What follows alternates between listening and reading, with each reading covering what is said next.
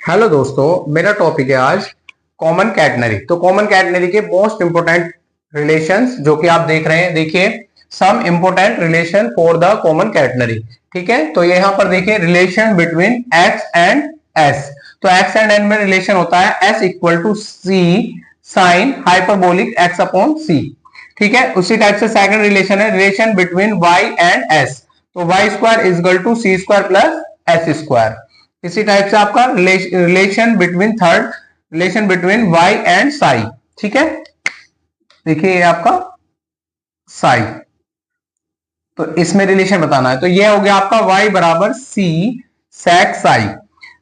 Fourth relation relation between x and psi. तो x equal to c log sec psi, ठीक है, और plus tan psi. इसी type से fifth relation between tension and ordinate. तो tension और ordinate में होता है T equal to W Y. Six relation radius of curvature at any point of catenary. तो रेडियस ऑफ कर्वेचर यानी कि आपका रिलेशन है S बराबर C tan साई, और रेडियस ऑफ कर्वेचर का मैटर होगा अगर हम इसको, ठीक है, डिफरेंशिएट करते हैं साई के रेस्पेक्ट में। तो रेडियस ऑफ कर्वेचर आपका आ जाएगा rho equal to C sec square Sai.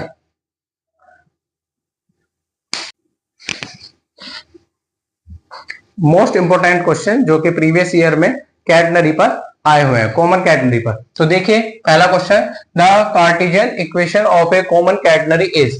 तो इसमें देखिए कार्टेशियन इक्वेशन जब भी आपसे पूछ रहा है कॉमन कैटनरी की, तो वो होती है y बराबर c cos hyperbolic x upon c।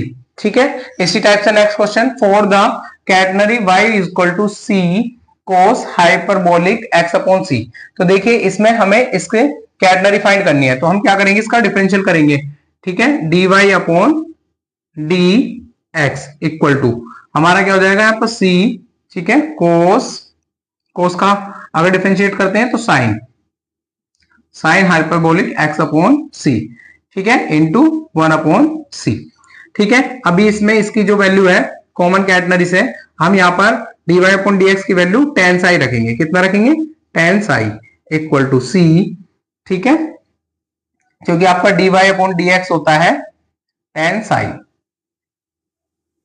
ठीक है, c से c कैंसिल आउट हो जाएगा, और इसके बाद हमारा c sign hyperbolic x upon c। ठीक है, अभी हमें tan साई की वैल्यू यानी कि tan साई बराबर s upon s equal to होता है तुम्हारा c tan साई। ठीक है, तो ये होता है, इसमें हम इसकी वैल्यू s अपॉन c रखेंगे। यहां पर क्या रखेंगे, s upon c equal to c तो कैंसिल आउट हो गया था आपका, ये आ गया sine hyperbolic x upon c।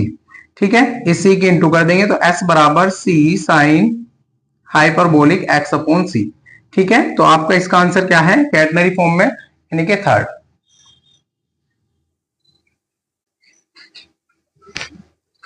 Next question, question number third देखते हैं। देखिए question number third, if X Y be a point of catenary whose intrinsic equation is s equal to c tan phi, then the value of sec phi minus tan phi is। तो देखिए यहाँ पर इसमें intrinsic equation भी आपसे पूछा जा सकता है, इसको भी याद रखना है, s equal to C tan phi, यानी कि ये आपके नॉर्मली अलग ही एक क्वेश्चन पूछा जा सकता है। ठीक है, तो ये देखिए अब इसकी सॉल्यूशन करते हैं, मोस्ट इंपोर्टेंट क्वेश्चन है ये भी। ठीक है, तो s आपको गिवन है s equal to C tan phi, तो इसका डिफरेंशियल करेंगे, differential with respect to phi. तो ds upon D phi equal to C sec square phi. ठीक है, तो अब हम इसमें क्या करते हैं, ds upon dx into dx upon D phi. ठीक है, मल्टीप्लीकेशन और डिवाइड, तो ये आपका c sec स्क्वायर फाई। अभी हम इसको क्या करेंगे, इसको इधर भेज देंगे, तो ये dx upon D phi equal to आपका आ जाएगा c sec square phi equal to ये dx अपॉन ds, और dx अपॉन ds की जो वैल्यू होती है dx upon ds equal to होता है आपका, ठीक है, वो होता है cos फाई। ठीक है, तो cos फाई, तो यहां पर इसकी वैल्यू cos फाई पुट कर देंगे, तो ये आपका dx upon D phi equal to आपका आ गया c sec square phi into cos phi, और यहाँ पर वैल्यू पुट करेंगे, देखिए dx upon D phi equal to आपका C sec square sec phi only. ठीक है, dx को इधर भेजेंगे, इंटीग्रल बोथ ऑफ साइड करेंगे। तो इंटीग्रल जब हम करेंगे इंटीग्रेशन, तो इंटीग्रल करने पर ये डी फाई का क्या हो जाएगा आपका, देखिए dx का तो x, और इसका आपका sec का जो इंटीग्रल होता है c log sec phi plus tan phi, ये आपका इंटीग्रेशन होगा प्लस सी। ठीक है, सी को हम नहीं लिखेंगे, वो जीरो के इक्वल लिख लेंगे। यहाँ पर देखिए इसको इसके अपोन में भेज देंगे, x upon C is equal to, ये आपका log इधर आएगा तो e की पावर ये हो जाएगा, और ये sec phi plus tan phi, ये आपका हो गया। इसका कॉन्जुगेट करेंगे क्योंकि हमें माइनस में वैल्यू चाहिए। ठीक है, आपसे ये भी पूछा जा सकता है पेपर में। ठीक है, तो इस टाइप से पूछेगा तो ऑप्शन नंबर इसका 1 होगा।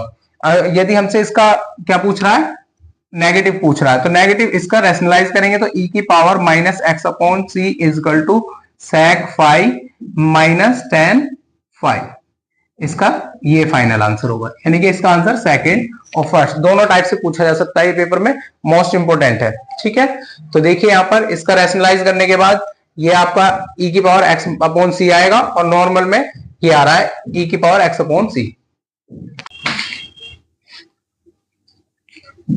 नेक्स्ट क्वेश्चन देखिए, नेक्स्ट क्वेश्चन है आपका 4, the catenary equation of the equation of catenary is. तो इक्वेशन ऑफ कैटनरी जो आपकी होती है वो देखिए क्या होती है, S इक्वल टू, ठीक है, सी tan साई, तो ये होती है। तो देखिए इसमें ये भी आपका ऑप्शन नहीं है, ये भी और ये भी नहीं है, तो इसका आपका आंसर है 4, जो कि आपको कैटनरी इक्वेशन होती है S बराबर सी tan साई, ये आपको लर्न कर लेनी है। इसी टाइप से which one of the following equation in the Cartesian equation. देखिए कार्टेशियन इक्वेशन अगर आपसे पूछ रहा है तो वो आपकी कोस में होती है, किसमें होती है, कोस। तो देखिए इसमें y इक्वल टू, ठीक है, c cos hyperbolic x upon C, ये आपकी कार्टेशियन इक्वेशन होती है। इसी टाइप से next question, question number 6, equation forming the parametric equation. ठीक है, parametric equation of a common catenary are. ठीक है, तो ये आपसे कॉमन कैटनरी की पैरामीटर इक्वेशन होती है, x बराबर c log sec psi plus tan psi, और y बराबर c sec साई। तो ये आपका इसका आंसर थर्ड है। ये भी बहुत इंपॉर्टेंट है। देखिए कार्टेशियन फॉर्म की इक्वेशन ये होती है, ठीक है, कैटनरी इक्वेशन ये होती है आपकी, और इसमें पैरामीट्रिक इक्वेशन आपकी x इक्वल टू ये होती है log sec psi plus tan psi equal to y c sec psi. ठीक है, तो पैरामीट्रिक आपका ऑप्शन नंबर थर्ड है, कार्टेशियन सेकंड, और ये आपका कैटनरी होता है S equal to C tan Sai.